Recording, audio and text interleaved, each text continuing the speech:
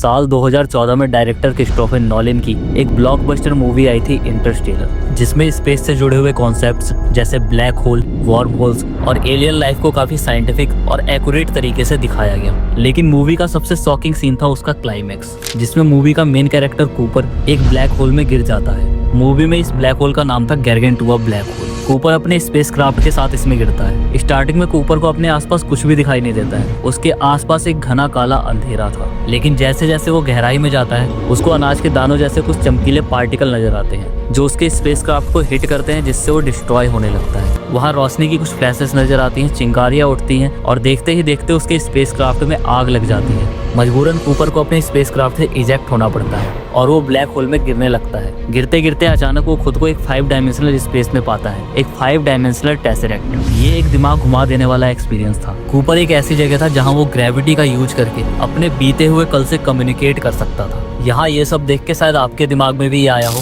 क्या black hole के अंदर सच में कोई ऐसी जगह है जहाँ हम टाइम ट्रेवल कर सकते हैं? अगर हम एक ब्लैक होल में गिर जाएं तो क्या होगा? आइए आज की इस वीडियो में हम ब्लैक होल से जुड़े इन्हीं पहलुओं को समझने की कोशिश करते हैं और जानते हैं 5 ऐसे शॉकिंग फैक्ट्स जो इस मिस्टीरियस ब्लैक होल को और भी ज्यादा मिस्टीरियस बनाते हैं। वीडियो को स्टार्ट करने से पहले मैं एक बात पहले ही क्लियर कर देता हूँ कि मैंने सभी फैक्ट्स को इंटरस्टेलर मूवी से कनेक्ट किया है ताकि उसको समझने में आसानी हो। तो चलिए बढ़ते हैं फैक्ट नंबर 1 की तरफ। फैक्ट नंबर 1 है टाइम ट्रेवल। देखो, इंटरस्टेलर मूवी में ये दिखाया गया कि जब कूपर ब्लैक होल से वापस आया तो उसकी बेटी उम्र में उससे बहुत ही बड़ी हो चुकी थी। ये मूवी का कोई साई-फाई सीन नहीं था, ये 100% साइंटिफिक रियलिटी पर बेस्ड था, जिसका जवाब मिलता है आइंस्टीन की थ्योरी ऑफ रिलेटिविटी से। देखो, आइंस्टीन ने रिलेटिविटी की 2 थ्योरीज दी थी। पहली थी स्पेशल थ्योरी ऑफ रिलेटिविटी, जिसे उन्होंने 1905 में पब्लिश किया, जिसमें उन्होंने बताया कि कैसे स्पीड टाइम को इन्फ्लुएंस करती है। आप सबने ये सुना होगा कि अगर आप ऐसे स्पेसक्राफ्ट में बैठे हो जो बहुत ही फास्ट मूव कर रहा है, तो बाहर की दुनिया के कंपैरिजन में आपके लिए टाइम स्लो हो जाता है। इसे काइनेमैटिक टाइम डायलेशन कहते हैं। लेकिन स्पेशल थ्योरी ऑफ रिलेटिविटी के पब्लिश होने के लगभग 10 साल बाद साल 1915 में उन्होंने जर्नल थ्योरी ऑफ रिलेटिविटी दी, जिसमें उन्होंने बताया कि सिर्फ स्पीड ही नहीं, ग्रेविटी भी टाइम को इन्फ्लुएंस करती है। और इसको समझाने के लिए उन्होंने स्पेस टाइम कर्व का कॉन्सेप्ट दिया,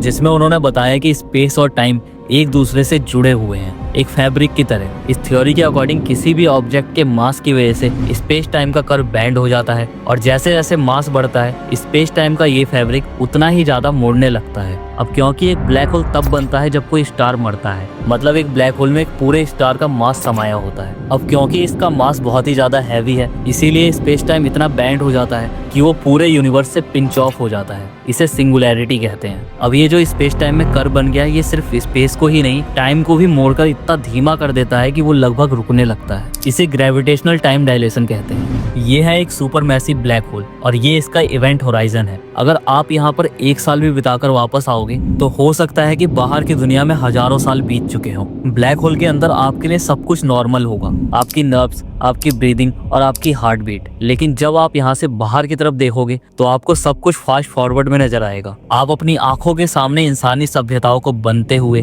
और मिटते हुए देखोगे। डायरेक्टर क्रिस्टोफर नोलन ने इस बात को इतनी बारीकी से दिखाया है कि शायद आपने गौर किया हो कि जब कूपर और उसकी टीम गारगेंटुआ ब्लैक होल के सबसे नजदीकी प्लेनेट मिलर प्लेनेट पर उतरते हैं तो बैकग्राउंड म्यूजिक में एक टिक टिक की आवाज सुनाई देती है। ये साउंड आपको हर 1.25 सेकंड के इंटरवल पर सुनाई देता है। जब ये टिक टिक का साउंड बज रहा था तो हर एक टिक के साथ धरती पर एक पूरा दिन बीत रहा था। कूपर ने वहां बस कुछ घंटे बिताए, लेकिन जब वो अपने स्पेसशिप पर वापस आया तो धरती पर 23 साल 4 महीने और 8 दिन बीत चुके थे। वहां का बस 1 घंटा धरती के लगभग 7 साल के बराबर था। ब्लैक होल कुदरत की बनाई हुई एक ऐसी टाइम मशीन है जो आपको फ्यूचर में तो भेज सकती है, लेकिन ये एक 1 वे टिकट की तरह है। वापस प्रेजेंट में आने का कोई रास्ता नहीं। फैक्ट नंबर 2 है स्पैगेटिफिकेशन। इंटरस्टेलर मूवी में दिखाया गया कि जब कूपर ब्लैक होल में गिरता है तो वो सही सलामत 5 डायमेंशनल टेसरेक्ट में पहुंच जाता है। लेकिन क्या ब्लैक होल के अंदर सच में ऐसा कुछ होता है? साइंस के अकॉर्डिंग बिल्कुल नहीं। असल में अगर आप किसी ब्लैक होल के पास जाएंगे तो आपको एक प्रोसेस से गुजरना होगा जिसे साइंटिस्ट स्पैगेटिफिकेशन कहते हैं। सुनने में ये थोड़ा फनी लग सकता है, लेकिन ये मौत का सबसे दर्दनाक तरीका है। इसमें आपका शरीर पलक झपकते ही एक पतली रस्सी की तरह खींच जाएगा। ये होता है टाइडल फोर्सेस की वजह से। ब्लैक होल की ग्रेविटी डिस्टेंस के साथ इतनी तेजी से बढ़ती है कि अगर आप अपने पैरों के बल गिरते हो तो आपके पैरों के ऊपर लगने वाला खिंचाव आपके सर पर लगने वाले खिंचाव से करोड़ों गुना ज्यादा होगा। ब्लैक होल की ग्रेविटी आपके पैरों को इतनी तेजी से खींचेगी कि आपका शरीर एक लचीले रबर या नूडल्स की तरह खींचने लगेगा।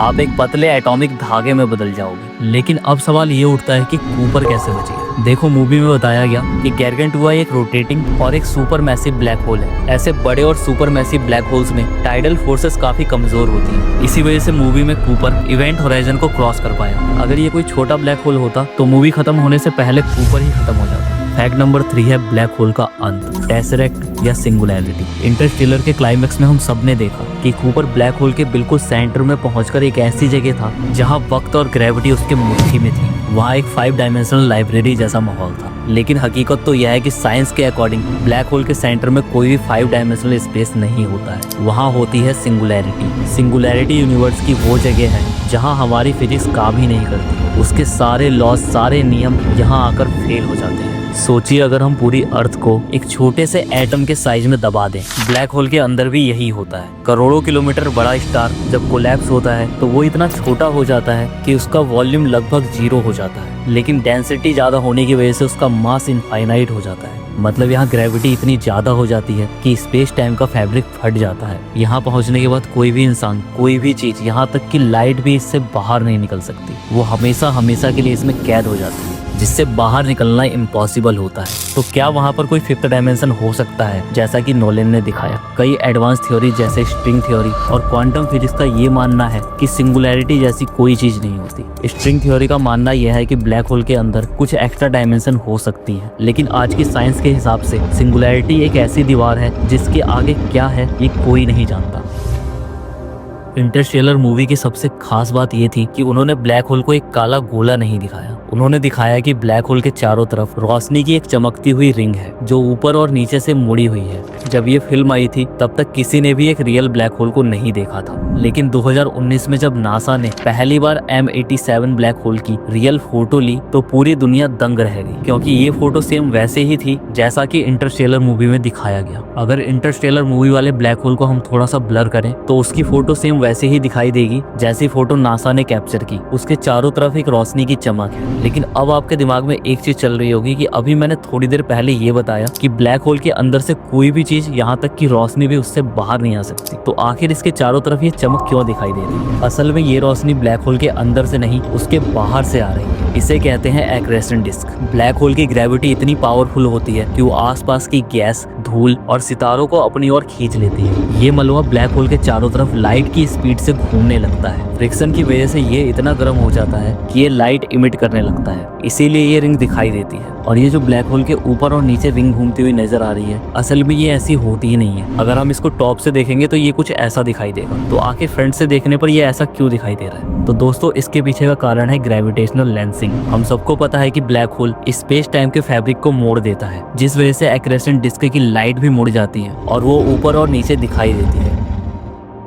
पिछले 4 फैक्ट्स देख के एक बात तो क्लियर हो गई कि ब्लैक होल स्पेस का वो दानव है जो अपने पास आने वाली किसी भी चीज को निगल जाता है। लेकिन हकीकत तो ये है कि अगर ये ब्लैक होल नहीं होते तो शायद हम भी नहीं होते। हम सब जानते हैं कि हर गैलेक्सी के सेंटर में एक सुपर मैसिव ब्लैक होल होता है। यहाँ तक कि हमारी खुद की गैलेक्सी मिल्की वे गैलेक्सी के सेंटर में भी एक सुपर मैसिव ब्लैक होल है जिसका नाम है सैजिटेरियस ए। एक ब्लैक होल सिर्फ चीजों को खत्म नहीं करता, बल्कि वो एक गैलेक्सी के लिए एंकर का रोल प्ले करता है। इसकी ये भयानक ग्रेविटी ही करोड़ों तारों और उनके सोलर सिस्टम्स को एक साथ बांध कर रखती है। बिना इन सुपर मैसिव ब्लैक होल्स के किसी भी गैलेक्सी के सभी तारे इस अनंत ब्रह्मांड में भटक जाते और कभी भी कोई स्टेबल सोलर सिस्टम बन ही नहीं पाता। तो भले ही एक ब्लैक होल कितना भी खतरनाक हो, लेकिन हमारे जिंदा रहने की एक वजह वो भी है। तो दोस्तों, ये थे ब्लैक होल से जुड़े 5 फैक्ट्स। लेकिन क्वांटम फिजिक्स, जो फिजिक्स की सबसे एक्यूरेट ब्रांच मानी जाती है, किसी भी फिनोमेना को एक्सप्लेन कर देती है, आखिर क्यों वो आज तक ग्रेविटी को एक्सप्लेन नहीं कर पाई? जब बात ब्लैक होल की आती है तो हमारी आज की फिजिक्स के 2 सबसे बड़े आधार क्वांटम फिजिक्स और जनरल थ्योरी ऑफ रिलेटिविटी, आखिर क्यों ये एक दूसरे के अपोजिट हो जाते हैं? नेक्स्ट वीडियो में हम इसी की बात करेंगे।